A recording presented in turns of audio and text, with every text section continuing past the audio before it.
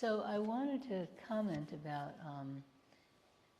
about Allie's talk about being a caretaker. By the way, there were at least 2 people in the room and 2 people online who are over 80, including me. Yeah, so not that old. Anyway. Some 80-year-olds are older than others. Thank you. Some 5-year-olds too. Yeah. Yeah, but so Allie talked about being a Buddhist caretaker, and what does it mean to be a Buddhist caretaker? I don't even know what it means to be a Buddhist, but let's put that aside. And she talked about one aspect of Buddhist practice, which is awakening us to the fact that we are not separate. And the metaphor I like to use is the 5 fingers of a hand. So, they look like they're all separate. There, now you can see them. They look like they're all separate, but in fact they're connected. So that's how I think of it. And actually, during the Homage to the Three Jewels, we have it's the bottom of the first page, I believe. No, I'm sorry. It's the last verse. There's this line that says, "Self-other instantly attain Buddhahood." So there's this real strong connection. Self and other are not separate. But there's another aspect to Buddhist practice, and that aspect is an acceptance of things as they are. The first teaching of the Buddha, they're called the Four Noble Truths, and the first teaching of the Buddha, the first of these noble truths, is that if you exist, you're suffering. You're unsatisfied, and things are always unsatisfactory. That's the first one. And then the second one is the cause of this suffering, the cause of being dissatisfied is desire, anger, and ignorance. And then the third one negates the first one, there's a way out. And then the fourth one, the standard one, is the way out is the Eightfold Path. But in Zen, the way out is simply practice. Just perceiving our true nature. Perceiving this universe as it actually is. So that Buddhism is always pointing to things as they are and not as they wish to be, I think really helps when you're in a situation where someone is in distress, or someone, and you have to help them, or maybe you don't have to help them, you just are there to help them. Or maybe someone's not even in distress, but they need your help, like someone might need help with bathing or going to the bathroom or something like that. And that in Buddhism there's just, oh yeah, that's how it is. That's right, that's how it is. And then you deal with things as they are and not as they wish to be. And when I'm in a situation where I have to, do any kind of caretaking, that's the thing that I find most helpful, is just accepting. Yeah, our granddaughter had an emergency appendicitis on Friday. Instead of going to dinner with friends, I spent something like from 3:30 to 8:30 in the hospital with her and her mom. Stan joined us later, and and it's just like, oh, okay, you have appendicitis. Okay, you're going to have an operation. Okay, It was just, and I was so grateful for practice because I knew that's where it came from. Instead of like, oh my God, you have appendicitis. This is so horrible. It's just, okay, it's appendicitis. All right. So I just wanted to say that. And now I'll ask if there are any questions.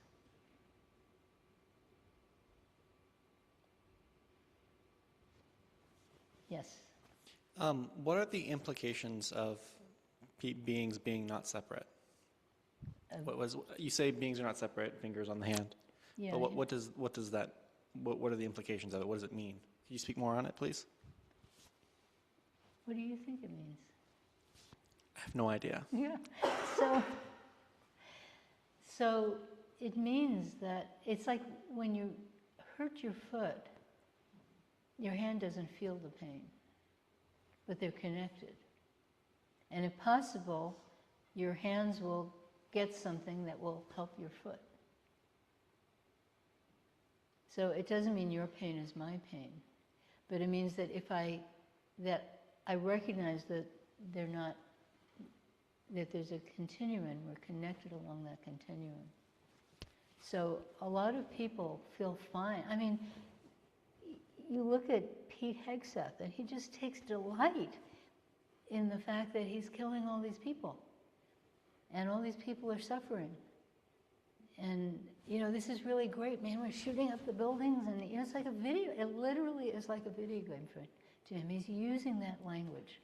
He's using the language of video games, and the people that are being harmed are, what are they called? Non-player,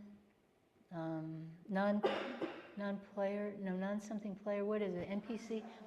Non-player characters, NPC. Non-player characters, right. Which means that they don't have agency, they're just sort of in the background, you know. If you realize that there's this deep connection that we all have, you can't do that. You know, there's this thing that's been going around the web, I know I certainly spread it around, where Eisenhower, who was not, you know, he was pretty imperialistic. I'm not talking about World War II, but afterwards he, you know, tried to change a lot of governments and caused a lot of whatever. But he was aware. And, you know, he had this quote where he said, there is no such thing as a war to end wars, or even a war to end a single war.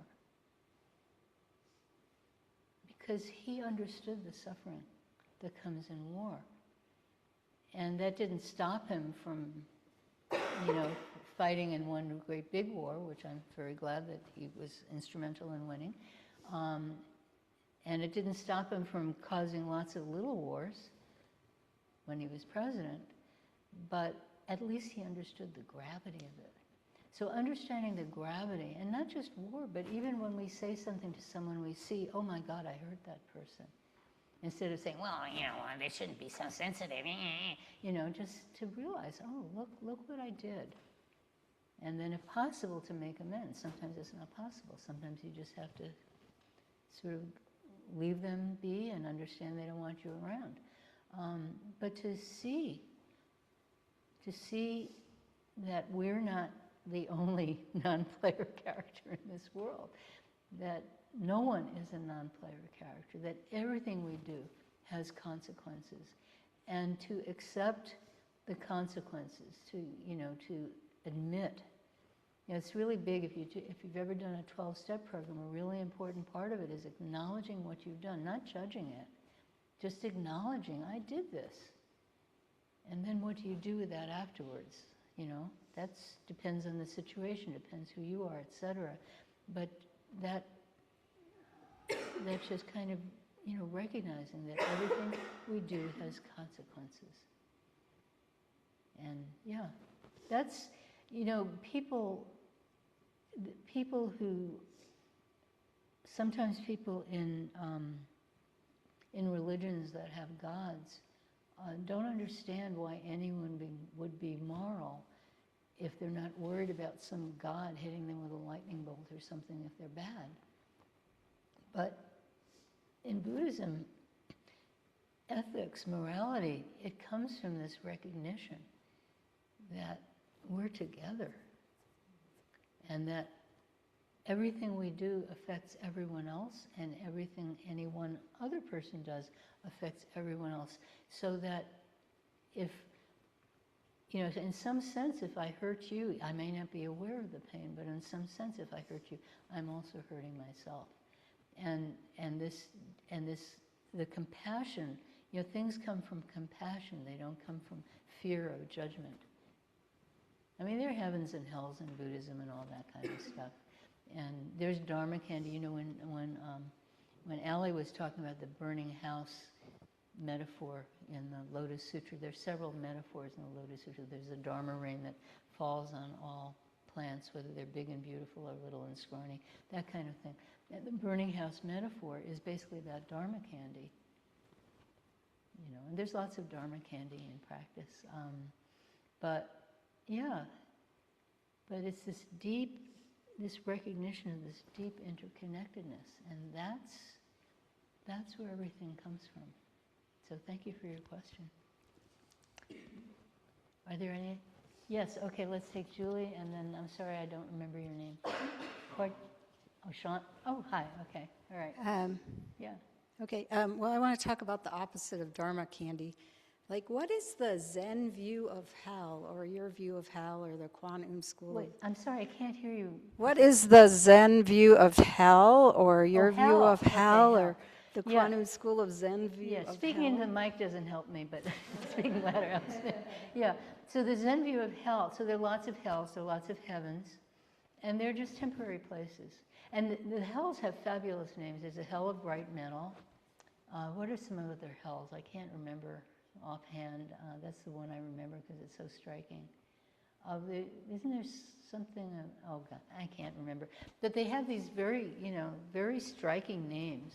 Oh, there's the Earth Prison Hell, and that sounds exactly what it's like. There you are on the Earth. But they're all temporary, and basically, and so are the heavens.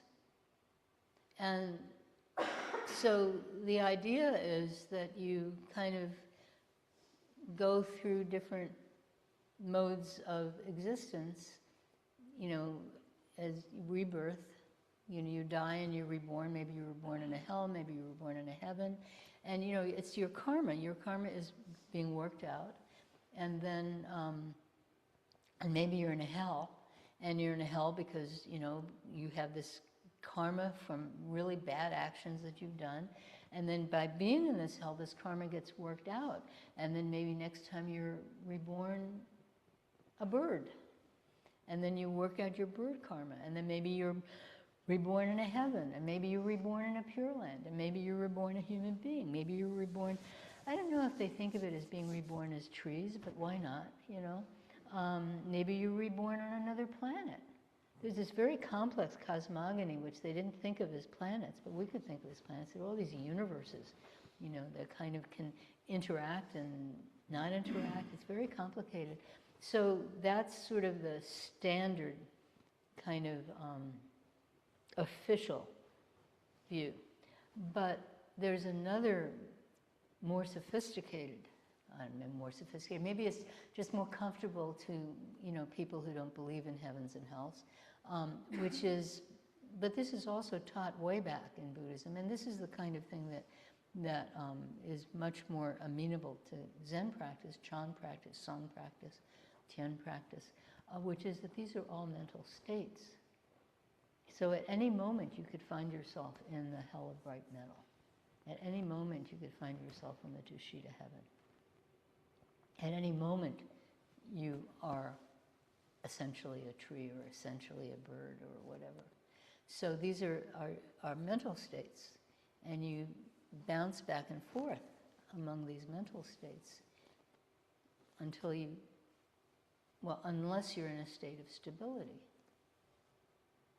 So our practice is very geared towards stability. It's not geared towards bliss.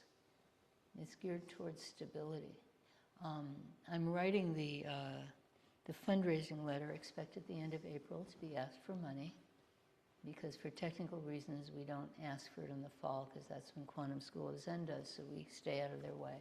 So, and I looked over past letters, and they were all about, liberation and personal liberation, and not exactly bliss, but sort of being a better person, that kind of thing. And I thought, not right now. That's not what we need. What we need right now, or we need stability, we need wisdom, we need compassion. And that actually is what our practice is about. My teacher, he would say, he'd take his stick. I don't have my little Zen stick here. He'd take his stick and he'd poke you in the stomach. He'd say, you must make your sensei stronger, stronger, stronger. It's a great Korean accent. And yeah, so this strong center is really important, this strong center. And then wisdom, obviously important. That's the sixth paramita, wisdom. really seeing things as they actually are, which technically we can't because we're, animals in a body, but, as much as possible, seeing as they are and not as we wish they were, or we're afraid they are, or whatever. Just, that's how it is. And then from that arises compassion. If you see things as they are, compassion will naturally arise. So, okay, so thank you for your question. How does one find the balance between presence and planning? You don't have to find it, it will find you. Okay. Okay? Any question that begins, how do you find, is always answered by, you don't have to find it, it will find you. So when your center is strong, then your frontal lobes know their place. You use your frontal lobes don't use you. Okay? Okay. Thank you. Are there any other questions?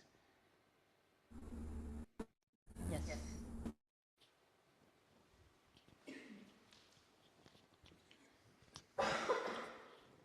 I got a little bit of a strange one, and I don't necessarily know how to say it, but we're made up, bodies.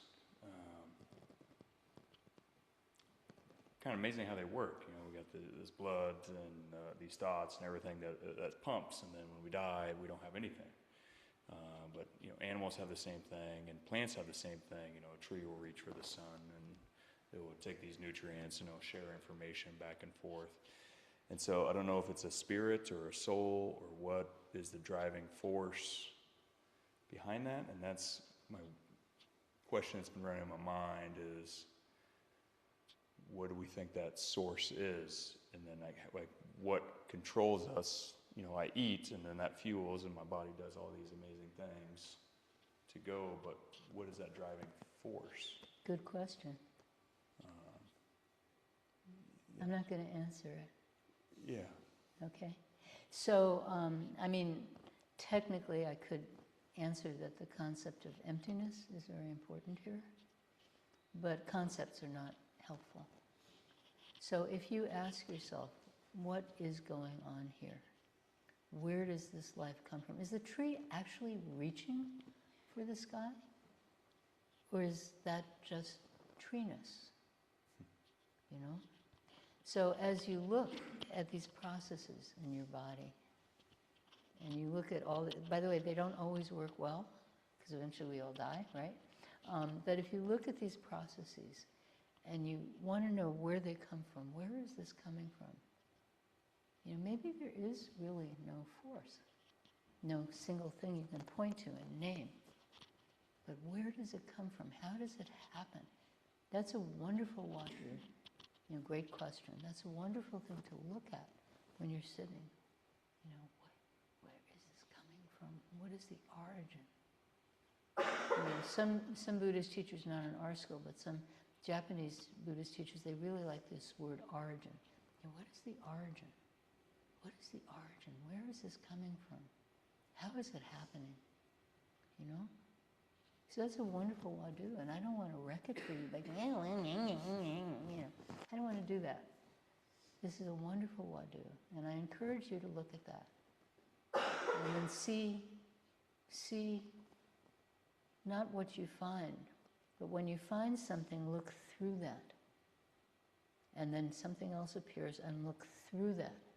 And something else appears, you look through that. And you keep doing that. And then at some point, maybe it will resolve. And maybe it won't. Maybe that can be your wadu forever. That's okay. So thank you. And now you've given this wadu to so many people. So thank you so much. Okay. And I guess it's time to stop.